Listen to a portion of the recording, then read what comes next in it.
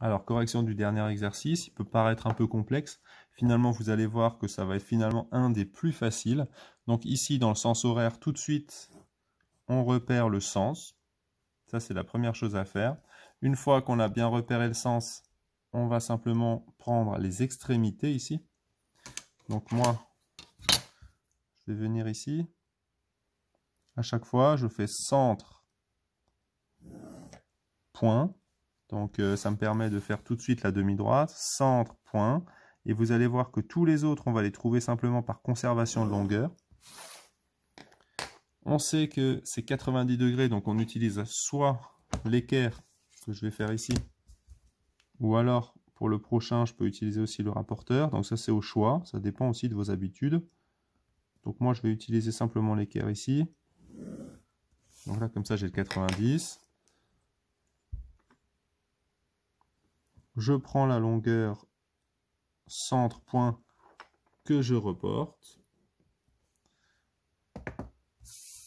Avec le rapporteur aussi, on aurait pu chercher simplement comme ça. Donc centre point. On cherche 90 degrés. On trace la demi-droite. Report de longueur.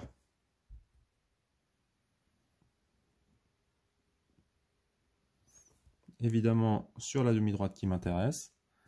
On obtient immédiatement le segment concerné.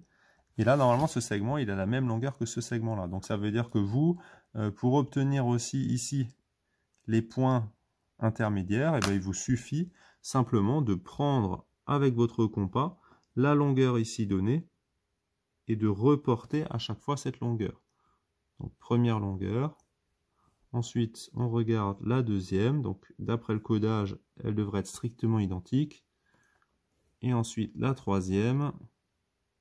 Et normalement, si on a fait les choses correctement, on arrive à peu de choses près au dernier. Donc là, on voit bien que y a un petit écart.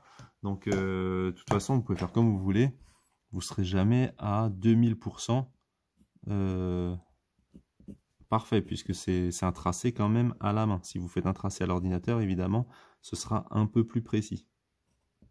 Maintenant, vous avez le demi-cercle qui est ici, à vous simplement d'imaginer de quel côté il va se situer. Donc là, vous prenez la figure là, vous pouvez tourner votre feuille pour essayer de comprendre, et quand vous avez compris, vous voyez qu'il est en haut à droite, donc naturellement, vous piquez ici sur le point correspondant, et vous tracez votre demi-cercle.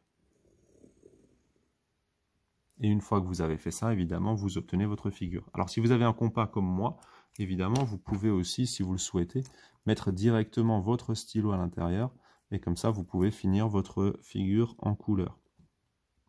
Donc vraiment, si j'ai un conseil pour l'année prochaine, si jamais vous devez changer votre compas, prenez un compas en métal, prenez un compas aussi, vous pouvez mettre un stylo, un crayon, puisqu'en général, c'est la mine qui casse en premier, alors que si vous avez un crayon, il suffit de tailler le crayon, et donc ça vous évitera des frais supplémentaires à l'avenir.